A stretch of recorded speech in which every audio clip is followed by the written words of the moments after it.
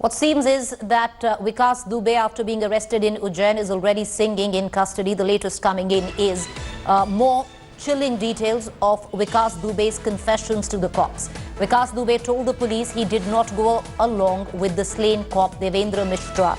Dubey said that arrested UP cop Vinay Tiwari had told him that Devendra Mishra was against him.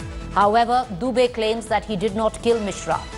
He also claims that he had helped several police officers from Chaubepur police station during the lockdown.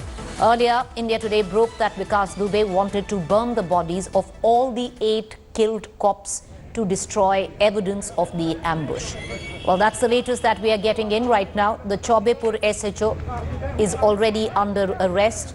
More details been given by Vikas Dubey in custody. I want to connect right now to my colleague Shivendra, who's joining us with the very latest. Shivendra, will you take us through on all that Vikas Dubey has revealed in just the last 2-3 hours? His interrogation started at 4 p.m.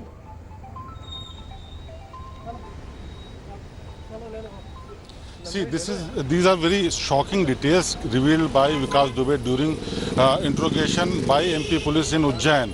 He clearly said that he was not in good terms with CEO Devendra Mishra. That's why he was attacked so brutally by his associates. And one more thing which is most shocking, that after this incident they were planning to burn all bodies of policemen who died on the spot, and they arranged for the patrol, and also they were trying to burn them alive on the spot at the night of incident. But somehow they had to fled away from there. That's why they could not do it. This is very shocking, that how daring act he was planning, and how he was confident that he'll be saved by his associates. That's why he ran away from the spot. And this is also revealed that how people from different police stations, not only Chaubepur, also from other police stations nearby, were associated with Vikas Dubey, and they were helping since very long. That's why he dared to do this kind of brutal act at that fatal night. So now he is revealing lots of things about, not only about policemen, also about that other associates which are from politics and also from bureaucracy as well. So now UP STF to investigate further in this. So have any names on the bureaucracy or any names of politicians been revealed yet? Because what we are hearing right now is mostly what is already in public domain. We are talking, he's spoken about the SHO who warned him about DSP Mishra, that he didn't like him, but this was already in public domain. Any more news coming in from this interrogation of names being revealed in terms of the bureaucracy or politicians?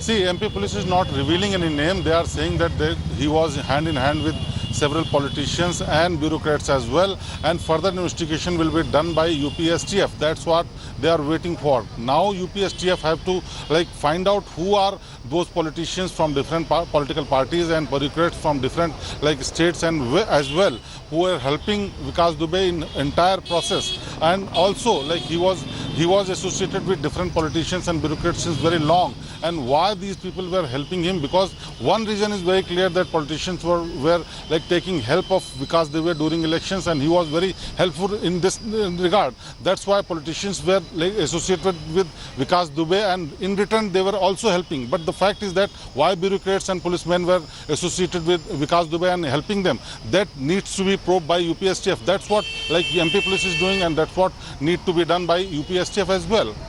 All right, appreciate you joining us. Thank you for joining us, Shivendra. I just want to now shift focus. I want to shift focus to a story which continues to reign supreme over the last 3 months across the world, not just in India. And I want to get our viewers up to speed where India stands, at least numerically, on the total count of COVID positive.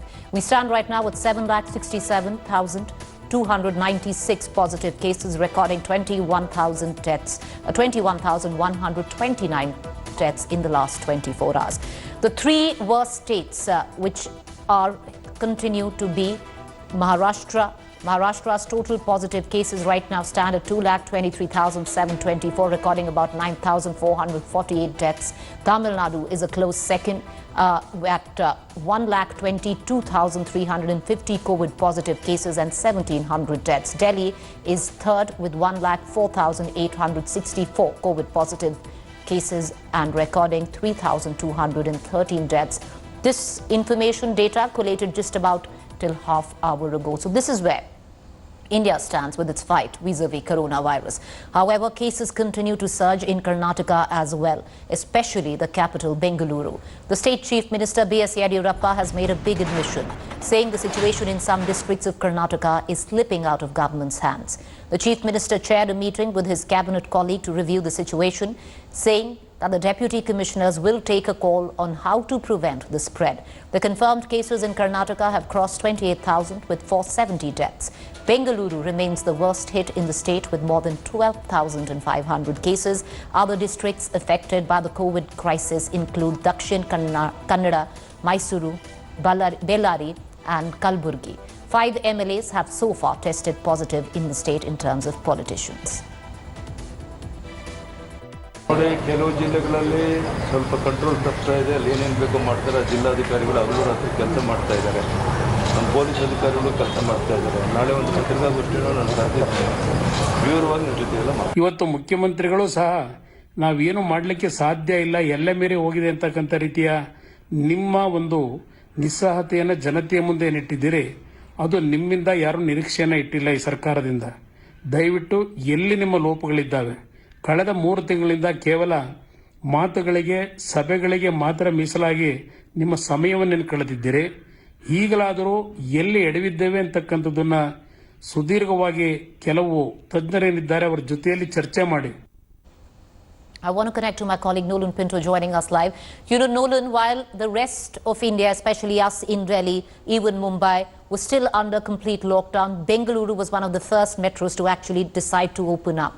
However, where things stand now, it doesn't look so good. Will you take us through the details in terms of just sheer numbers?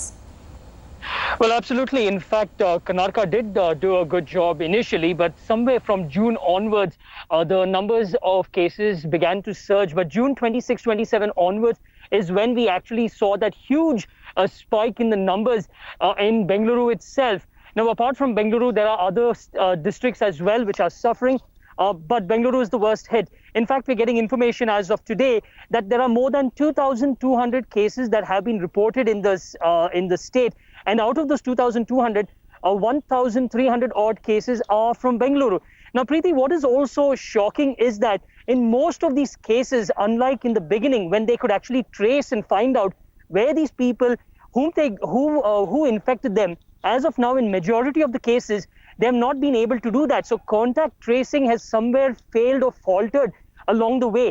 And that is one of the reasons why, as of now, yes, the government is in a very panicky mode. That is the reason why the Chief Minister made that statement that the situation has gone out of control. And one of the reasons why he has divided Bengaluru into 8 zones. Ministers have been given in charge, and under those ministers, senior IAS officers. But what really happens, we have to see, because as of now, things are really getting out of control. Well, Nolan, that's quite ominous with what you say. We're going to continue to keep a keen eye on all developments in Bengaluru and in Karnataka. Meanwhile, just moving on, India is the third worst hit country with more than 7 lakh cases. However, the Health Ministry still says we are not in community transmission. The Health Ministry stated that only 49 districts account for over 80% of COVID cases. On the other hand, the ICMR clarified on the controversy surrounding letters seeking fast track of COVID vaccine trials by August 15. The ICMR spokesperson said the intent was to ensure that we do not miss the bus. माननीय स्वास्थ्य मंत्री जी ने ये स्पष्ट किया है group of ministers की बैठक के बाद कि भारत में कम्युनिटी ट्रांसमिशन की स्टेज नहीं है. हमारे यहाँ कुछ ज्योग्राफिकल एरियाज ऐसे हैं जहां लोकलाइज्ड आउटब्रेक्स हुई हैं. ये हमें नहीं भूलना चाहिए कि हमारे देश में 49 districts alone account for 80% of Covid cases. तो जहां 733 से अधिक जिलों वाले देश में 49 जिले ही 80% से अधिक केसेस को दर्शा रहे हों, वहाँ कम्युनिटी ट्रांसमिशन की बात करना संभवतः जस्टिफाइड नहीं है। हमारा ये भी मानना है कि जहाँ भी एक्टिव केसेस होते हैं, यदि हम निर्धारित प्रोटोकॉल का पालन करें तो हम 72 घंटे में यानी 3 दिन में जितने भी क्लोज कॉन्टैक्ट हैं एक्टिव केसेस के, उनको ट्रेस और ट्रैक कर सकते हैं।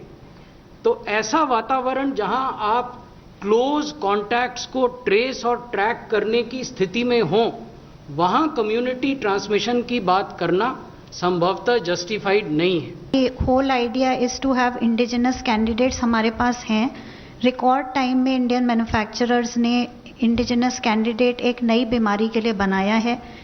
हम लोग ये चाहते हैं कि ये वैक्सीन जितनी फास्ट डेवलप हो के लोगों के लिए अवेलेबल हो पाए, उतना फास्ट इसको डेवलप कराएं। DGICMR के लेटर का इंटेंट था कि साइट्स को बोलें कि फास्ट ट्रैक करो। हमारे पास कैंडिडेट है, ऐसा ना हो that we miss the bus. और वैक्सीन की देखिए आज ज़रूरत है। अगर हम कन्वेंशनल मेथड्स में जाएंगे बनाने के और 2 साल बाद वैक्सीन लाएंगे तो उसका कोई फ़ायदा नहीं है।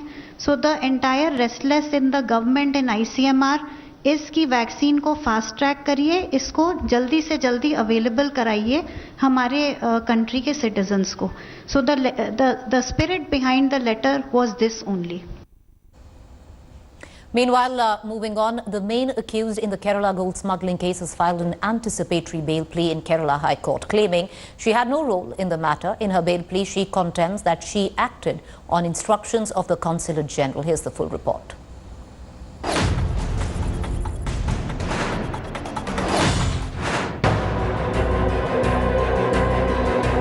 Swapna Suresh, the main suspect in the gold smuggling racket in Kerala, had filed an anticipatory bail plea in the Kerala High Court. Claiming her innocence, Swapna alleges that 36 kg of gold seized at the Thiruvananthapuram airport was meant for the UAE consulate. Swapna claims she called the Assistant Commissioner of Customs to verify the status of the diplomatic cargo as requested by the consulate staff.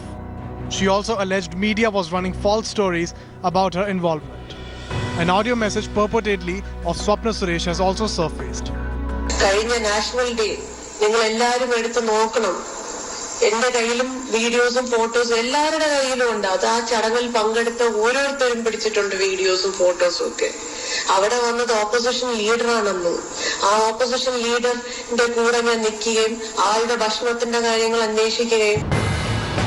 While Swapna is still in hiding, another former UAE consulate employee, Sarit Kumar, is in judicial custody. The smuggling racket has cast a shadow on Chief Minister Pinarayi Vijayan. The Chief Minister was forced to remove his man on Friday and Principal Secretary IAS officer M. Shivashankar over his links to Swapna. The gold smuggling scandal is eerily similar to the solar scandal that hit the Congress government under Oommen Chandy. In both cases, the lead characters have been women. The CPM which targeted Chandy now finds itself in the dock. Bureau Report, India Today. All right, so the CBSE has finally reverted on the issue and issuing a clarification over the reduction of syllabus for class 9th and 12th. The board explains this as a one-time move in order to reduce stress on students. The CBSE stated that the topics reduced have been covered by the alternate academic calendar of the NCERT. CBSE said thus the students would get knowledge of the topics dropped but would not be included in the exams. It also trimmed the syllabus for 9th to 12th for the academic year 2020-21 by up to 30% to reduce course load amidst the COVID crisis. The chapters dropped after the rationalization exercise are lessons on democracy, diversity, demonetization, nationalism, secularism, India's relations with its neighbors and growth of local government in India. These were sought to be contentious by the opposition, which questioned the government on dropping these said chapters only.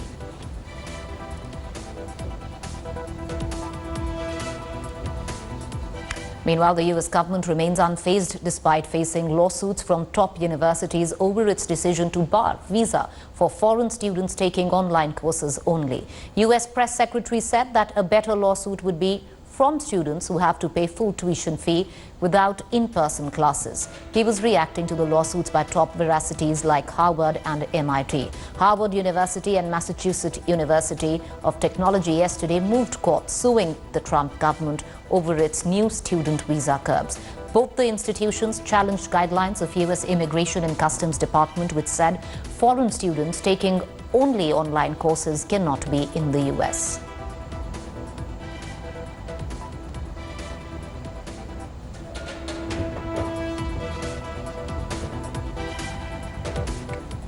All right, so every day at the end of 7 at 7, we go ahead and bust certain myths which are masquerading as facts, claims that you might see on WhatsApp, on other social media platforms. Let's get you one claim which suggests that the police have gone to the Ajmer Sharif Dargah to pray for the end of the COVID crisis. Well, the fact check on that is untrue. This viral video is of a flag march by the Ajmer cops to raise public awareness. So false. If you've got this, it's wrong.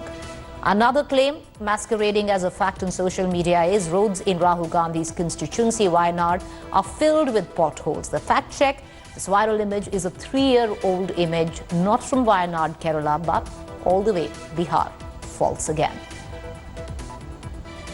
All right, with that, it's a wrap on 7 at 7. We, of course, will see you tomorrow. Thank you for watching. Up next, to stay tuned for To The Point. Hello everyone, this is Rahul Kamal here. Hope you enjoyed this video. For the latest news and analysis, like and subscribe the India Today YouTube channel and don't forget to press the bell icon to stay updated.